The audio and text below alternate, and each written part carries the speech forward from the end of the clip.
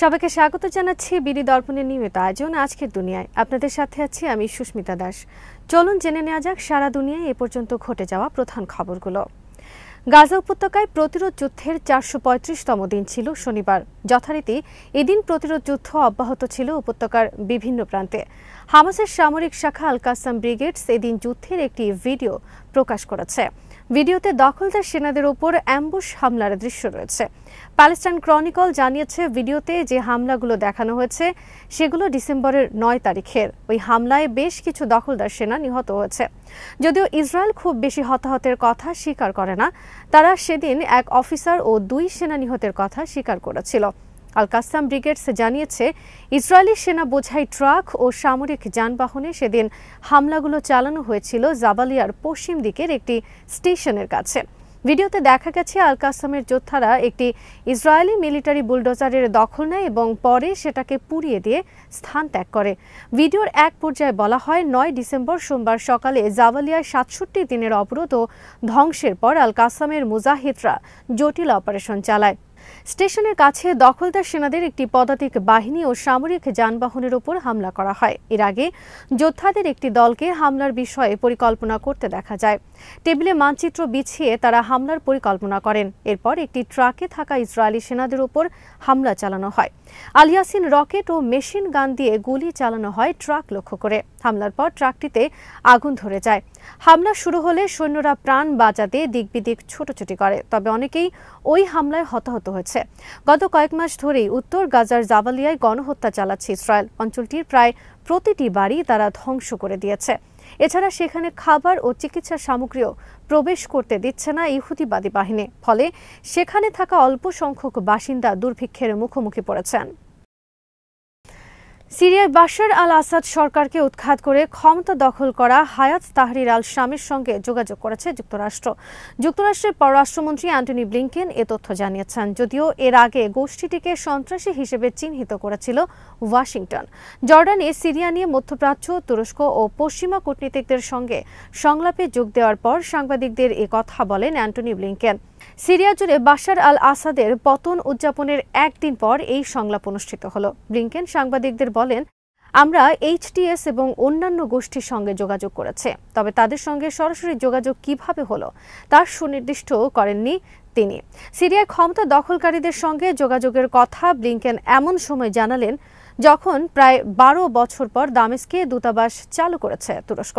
সিরিয়ার অভ্যন্তরীণ সংঘাতে গুরুত্বপূর্ণ ভূমিকা পালন করেছে তুরস্ক। দেশটি সিরিয়ার উত্তর পশ্চিমে যথেষ্ট প্রভাব বিস্তার করে এবং সেখানে সশস্ত্র গোষ্ঠীকে অর্থায়ন করে। পাশাপাশি এইচটিএস এর সঙ্গে কার্যকর সম্পর্ক বজায় রাখে। এই বিদ্রোহী গোষ্ঠীটি বাশার আল আসাদকে উৎখাতের অভিযানে নেতৃত্ব দিয়েছিল। সিরিয়া নিয়ে এই আঞ্চলিক সফরে ব্লিংকেন বলেছেন, জর্ডানের আকাবায় অনুষ্ঠিত সংলাপে দামেস্কে একটি অন্তর্ভুক্তিমূলক ও প্রতিনিধিত্বমূলক সরকারের প্রয়োজনীয়তার বিষয়ে সবাই একমত হয়েছে। এ সময় জর্ডানের বাদশাহ দ্বিতীয় আবদুল্লাহ একটি মুক্ত, নিরাপদ, স্থিতিশীল ও ঐক্যবদ্ধ সিরিয়ার প্রয়োজনীয়তার উপর জোর দেন। সিরিয়ার জন্য জাতিসংঘের বিশেষ দূত গেইর পেডারসন সংলাপে অংশগ্রহণকারীদের সিরিয়ায় মানবিক সহায়তা দেওয়ার অনুরোধ জানান। রাষ্ট্রীয় প্রতিষ্ঠানগুলো যাতে ভেঙে না পড়ে তা নিশ্চিত করার আহ্বান জানান। তিনি বলেন, আমরা যদি এটি নিশ্চিত করতে পারি তাহলে সিরিয়ার জনগণের জন্য সম্ভবত একটি নতুন সুযোগ তৈরি হবে। অভিবাসীদের ফেরত নিতে অস্বীকারী দেশগুলোর সঙ্গে ব্যবসায়িক সম্পর্ক ছিন্ন করার হুমকি দিয়েছেন নবনির্বাচিত মার্কিন প্রেসিডেন্ট ডোনাল্ড ট্রাম্প।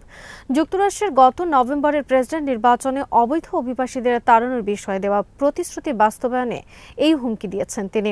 মার্কিন প্রভাবশালী ম্যাগাজিন টাইমসের বর্ষসেরা ব্যক্তিত্ব নির্বাচিত হওয়ার পর এই সংবাদ মাধ্যমকে দেওয়া সাক্ষাৎকারে ট্রাম্প বলেছেন, আমি তাদের প্রত্যেকটি দেশে ফেরত পাঠাবো, নতুবা আমরা সেসব দেশের সঙ্গে ব্যবসা বাণিজ্য বন্ধ করে দেব। দ্বিতীয়বারের মতো টাইমস ম্যাগাজিনের পার্সন অব দ্য ইয়ার নির্বাচিত হয়েছেন ডোনাল্ড ট্রাম্প।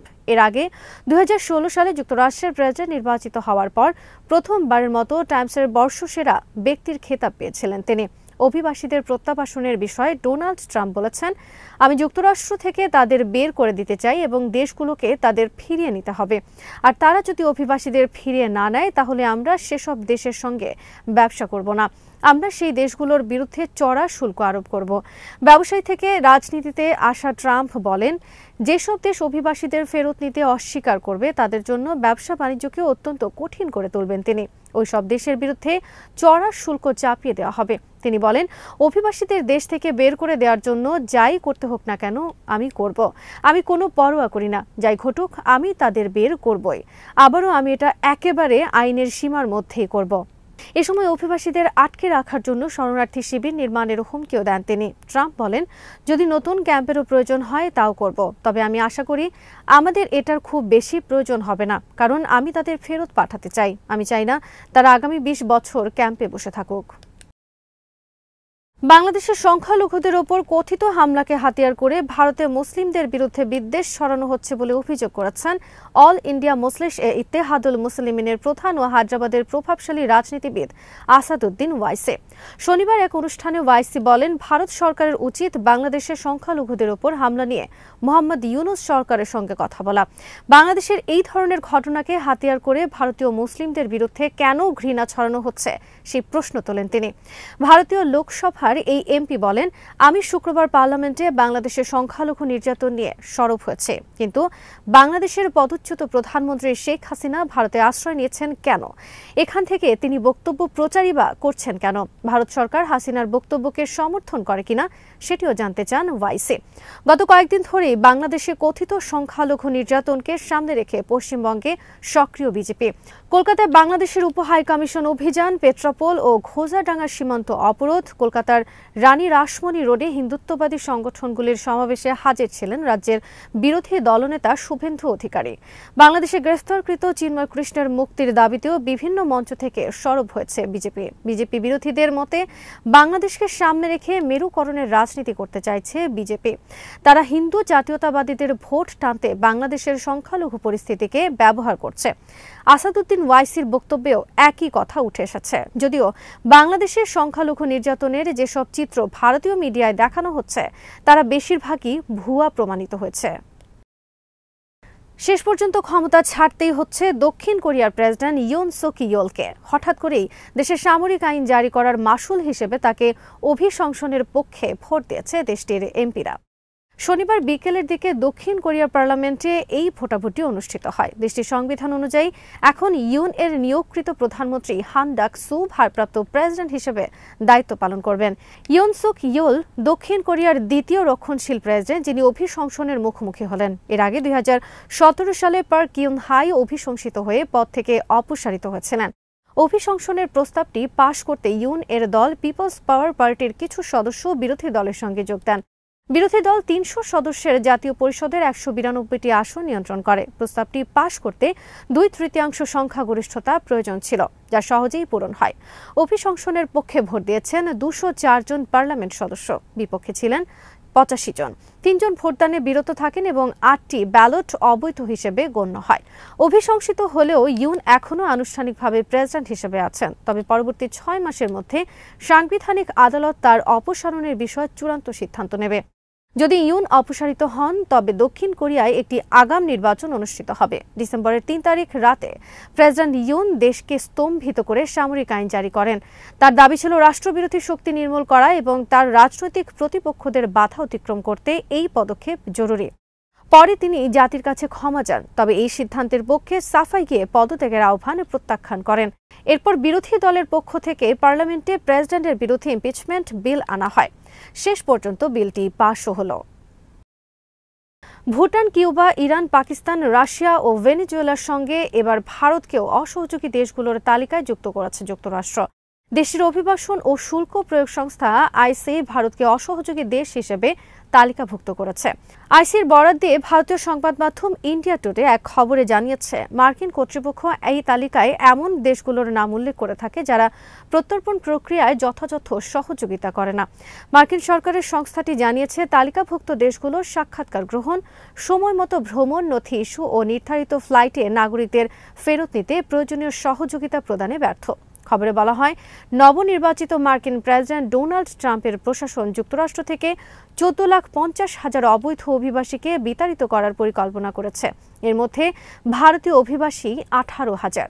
আইসি এই তথ্য অনুযায়ী সাম্প্রতিক বছরগুলোতে যুক্তরাষ্ট্রে অবৈধভাবে প্রবেশের চেষ্টাকালে প্রায় 90,000 ভারতীয়কে আটক করা হয়েছে, যাদের অধিকাংশই পাঞ্জাব, গুজরাট এবং অন্ধ্রপ্রদেশের।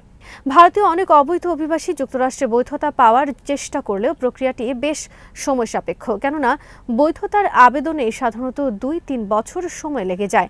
ডোনাল্ড ট্রাম্প আগামী 1 মাসের মধ্যে দায়িত্ব নিতে যাচ্ছেন। ট্রাম্প তার নির্বাচনী প্রচারণায় অভিবাসন নীতি কঠোর করার অঙ্গীকার করেছিলেন।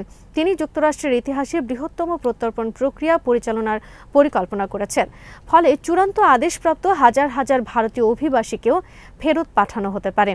এদিকে ভারতকে দেওয়া সবচেয়ে সুবিধাপ্রাপ্ত দেশের মর্যাদা বাতিল করেছে ইউরোপের দেশ সুইজারল্যান্ড। এর ফলে দুই দেশের বাণিজ্য ও অর্থনৈতিক সম্পর্ক নতুন করে চ্যালেঞ্জের মুখে পড়তে পারে বলে আশঙ্কা তৈরি হয়েছে।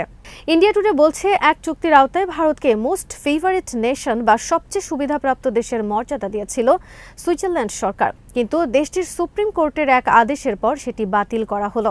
সুইজারল্যান্ডের সরকারের এই সিদ্ধান্তের পর সেখানে কাজ করা ভারতীয় সংস্থাগুলোকে আগামী 1 জানুয়ারি থেকে চড়া হারে কর পরিশোধ করতে হবে। আজ এখানেই শেষ করছি। সবাই ভালো থাকুন, সুস্থ থাকুন আর দেখতে থাকুন বিডি দর্পণ। চ্যানেলটি ভালো লাগলে সাবস্ক্রাইব করুন, সংযুক্ত থাকুন আমাদের ফেসবুক পেজে।